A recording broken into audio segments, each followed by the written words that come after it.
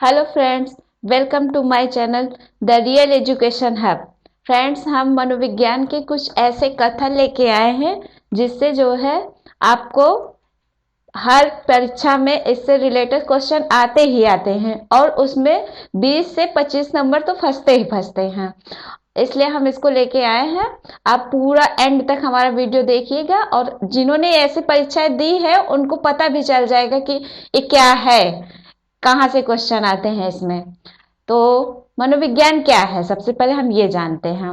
मनोविज्ञान एक ऐसा विज्ञान है जो प्राणियों के व्यवहार, मानसिक तथा दैहिक प्रक्रियाओं का अध्ययन करता है। मतलब व्यवहार कि बच्चा क्या करता है, उसका मस्तिष्क किस तरह से काम करता है, उसकी बुद्धि किस तरह से काम करती है, उसकी दैहिक क्रियाएं कैसे होती हैं, वो कैसे चलता है, कैसे बोलता है, ये सारी चीजें मनोविज्ञान के अंतर्गत आता है। अर्थात मन आत्मा या आत्मा का अध्ययन ही मनोविज्ञान है।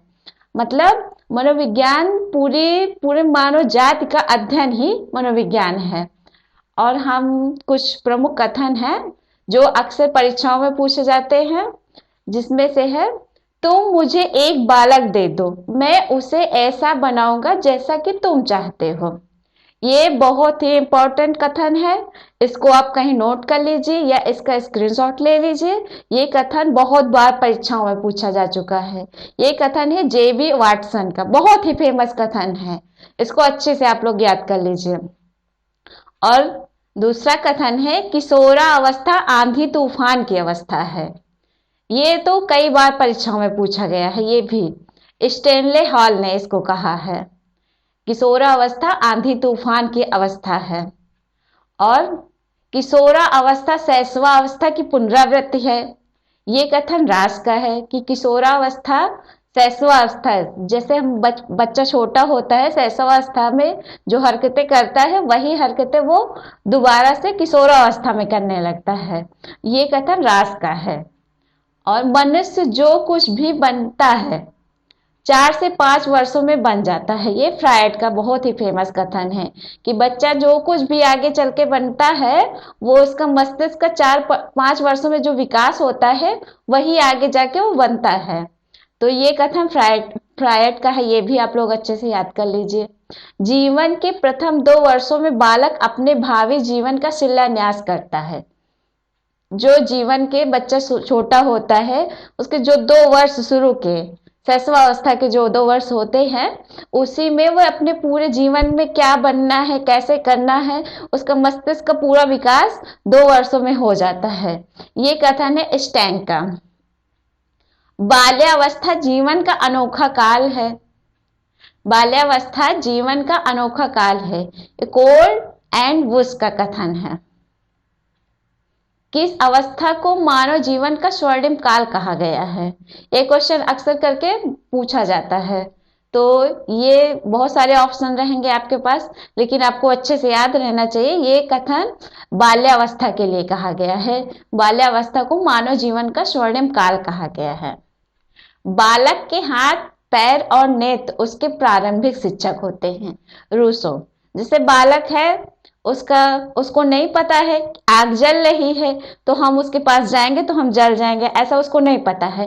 लेकिन जब वो जाता है आग के पास तो उसको गर्माहट महसूस होती है, तो उसको तुरंत पता चल जाता है कि इसके पास हम जाएंगे या इसको छुएंगे तो हम जल जाएंगे। तो आंख से देख के दोबारा वो आग देखेगा तो उसको तुरंत याद आ जाएगा कि ऐसा चीज हमने किया था तो हम जल गए थे, तो वो चीज वो नहीं करेगा। इसी को रूसो ने कहा है कि ये बच्चे के प्रारंभिक शिक्षक होते हैं। उसके हाथ, पैर और नेत्र बालक के प्रारंभिक शिक्षक होते हैं। ये कथन रूसो का है। 20वीं शताब्दी को बालक की शताब्दी किसने कहा है? जो 20वीं शताब्दी है उसको बालक की शताब्दी क्रो एंड क्रो ने कहा है। सीखने का अनोखा काल कौन सा होता है? बहुत बार प्रश्न पूछा गया है। सीखने का अनोखा काल शैशवावस्था, बाल्यावस्था, किशोरावस्था, इस तरह के क्वेश्चन आते हैं। लेकिन सीखने का अनोखा काल शैशवावस्था है, ये आप लोग नोट कर लीजिए। गिरोह, गैंग वाली अवस्था कि बच्चे गिरोह बना के खेलते हैं। छोटे छोटे बच्चे जो होते हैं 5 से 12 साल के बीच के बच्चे जो होते हैं वो गैंग बना के खेलते हैं, उनको बस अपनी टोली से मतलब रहता है, वो अवस्था होती है बाल्यावस्था। तो इस तरह के क्वेश्चन भी आते हैं कि कौन सी अवस्था गिरोह या गैंग की अवस्था कहलाती है, तो किशोरावस्था, शैशवावस्था, बाल्यावस्था कौन सी अवस्था होती है। तो आप कंफ्यूज मत होना, अच्छे से याद करके रखना कि वो अवस्था हमारी बाल्यावस्था है। बालक का मस्तिष्क कोरा कागज होता है, किसने कहा है? बालक का जो मस्तिष्क है वो कोरा कागज है, ये जॉन लॉक ने कहा है। अच्छे से याद कर लीजिए, ये भी क्वेश्चन बहुत बार आया हुआ है। बालक का मस्तिष्क कोरा स्लेट होता है, ये प्लेटो ने कहा है। कोरा कागज जो है जॉन लॉक ने कहा है, और कोरा स्लेट प्लेटो ने कहा है। ये दोनों चीजें याद रखने वाली है, कोरा कागज जॉन लॉक, कोरा स्लेट प्लेटो।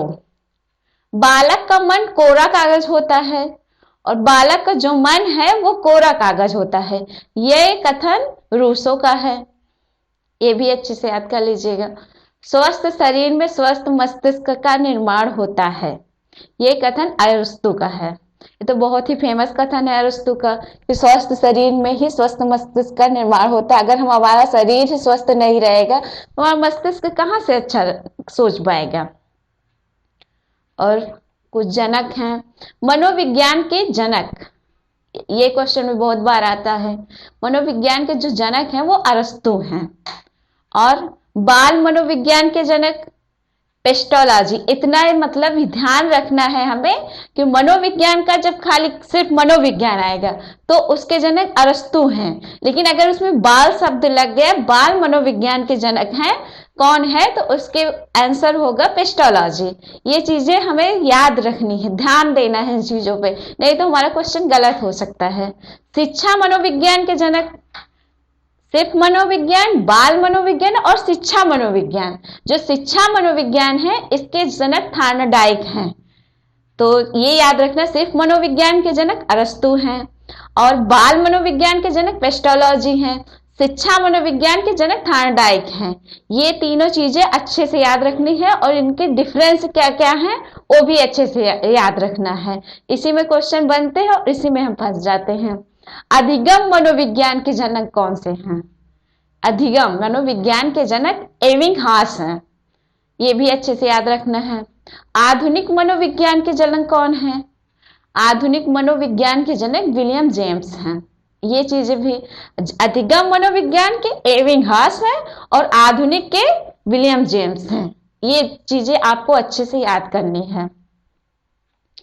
प्रयोगात्मक मनोविज्ञान के जनक, प्रयोगशाला में प्रयोग करना, इसके जनक विलियम वुड हैं। शिक्षा त्रिध्रुवीय प्रक्रिया है, ये क्वेश्चन भी बहुत बार आता है कि ये कथन किसका है, या शिक्षा कौन सी ध्रुवीय प्रक्रिया है, या किसने कहा, त्रिध्रुवीय प्रक्रिया किसने कहा, इस तरह के क्वेश्चन बहुत आते हैं। तो इसका राइट आंसर है जॉन डीवी ने। शिक्षा त्रिध्रुवीय प्रक्रिया है, ये जॉन डीवी ने कहा है। शिक्षा एक द्विध्रुवीय प्रक्रिया है, ये किसने कहा है? ये एडम्स ने कहा है। अच्छे से, त्रिध्रुवी जॉन डीवी, द्विध्रुवी एडम्स, ये अच्छे से डिफरेंस याद करना है। मूल्यांकन एक त्रिमुखी प्रक्रिया है, मूल्यांकन एक त्रिमुखी प्रक्रिया है, ये ब्लूम ने कहा है। वंशानुक्रम माता और पिता से संतान को प्राप्त होने वाले गुणों का नाम है, ये रूथ बेनेडिक्ट ने कहा है। और दूसरा है वंशानुक्रम माता और पिता से संतान को प्राप्त होने वाले गुणों का नाम है, ये रूथ बेनेडिक्ट ने कहा है। शैशवावस्था सीखने का आदर्श काल है, शैशवावस्था सीखने का, जितना शैशवावस्था में बच्चे सीख जाते हैं उतना बाद में नहीं सीख पाते हैं, ये वैलेंटाइन ने कहा है। मनोविज्ञान फ्रायड ने स्वप्रेम की भावना नर्सिज्म किस अवस्था के लिए कहा है? ये शैशवावस्था के लिए कहा है। बच्चे जब छोटे होते हैं तो उन्हें किसी दुनिया से नहीं, उनको सिर्फ स्वप्रेम, अपने, हमको क्या अच्छा लगता है, क्या खाना है, क्या पीना है, कौन डांट रहा है, कौन नहीं, ये चीजें जब बच्चों के अंदर होती है, ये सारी चीजें सिर्फ स्वप्रेम, खुद से प्रेम करते, जो उनको अच्छा लगता है वही अच्छा लगता है। तो ये शैशवावस्था में होता है। तो फ्राइड ने इसे नर्सिज्म अवस्था कहा है। तो ये शैशवावस्था में होती है। वृद्धि और विकास के दो प्रमुख तत्व क्या हैं?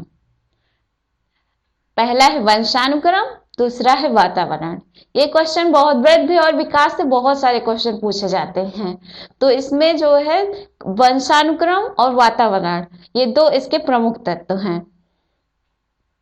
वाटसन के अनुसार मूल संवेग कौन से हैं?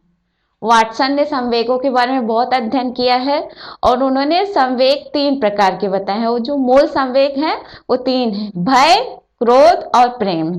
ये 3 संवेग वाटसन के अनुसार प्रमुख हैं, मूल संवेग हैं। शैशवावस्था में पूर्ण मस्तिष्क का विकास कितना प्रतिशत हो जाता है? ये क्वेश्चन बहुत बार आता है कि 80%, 20%, 100%, कितने परसेंट हो जाता है? तो इसका है 90%। 90% मस्तिष्क का विकास शैशवावस्था में बालक का हो जाता है। 3 से 6 वर्ष की अवस्था से बालक अर्ध स्वप्न अवस्था में रहता है। ये कथन थॉर्नडाइक का है कि बच्चा जब 3 से 6 वर्ष के अवस्था में रहता है तो वो अर्ध स्वप्न में, उसको क्या समय वो क्या सामने है और क्या स्वप्न में है वो उतना नहीं समझ पाता है। वो अपने आप में खोया रहता है, खेला करता है, अपने आप में बोला करता है, उसको उतना नहीं। तो इस अवस्था को थॉर्नडाइक ने अर्ध स्वप्न की अवस्था कहा है। सामवेगिक विकास किस अवस्था में सबसे अधिक होता है? तो ये शैशवावस्था में सबसे अधिक होता है। संवेगों का विकास, वो तुरंत, उनको गुस्सा आया तो वो ये नहीं देखते हैं कि कौन है कौन नहीं, वो खुश हो जाते हैं थोड़ी देर में। सबसे ज्यादा इसमें संवेगों का विकास सबसे ज्यादा होता है, वो शैशवावस्था में होता है।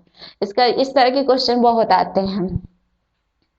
द्विकारक सिद्धांत, द्विकारक सिद्धांत का प्रतिपादन स्पीयरमैन ने किया है। अधिगम का हृदय या स्वर्ण पथ किसे कहा जाता है? अधिगम का हृदय या स्वर्ण पथ अभिप्रेरणा को कहा जाता है। अभिप्रेरणा सीखने का सर्वोत्तम राज्य मार्ग है, यह कथन स्किनर का है। अच्छे से याद कर लीजिएगा। जलोटा परीक्षण किससे संबंधित है? जलोटा परीक्षण हमारे इंडिया का है। ये किससे संबंधित है? शाब्दिक बुद्धि परीक्षण, 12 से 14 वर्ष के बालक के लिए जो शाब्दिक बुद्धि परीक्षण किया जाता है वो जलोटा परीक्षण से किया जाता है।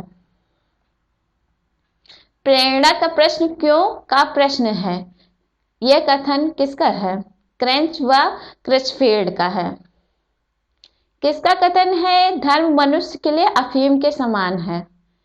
धर्म मनुष्य के लिए अफीम के समान है, यह कथन मार्क्स का है।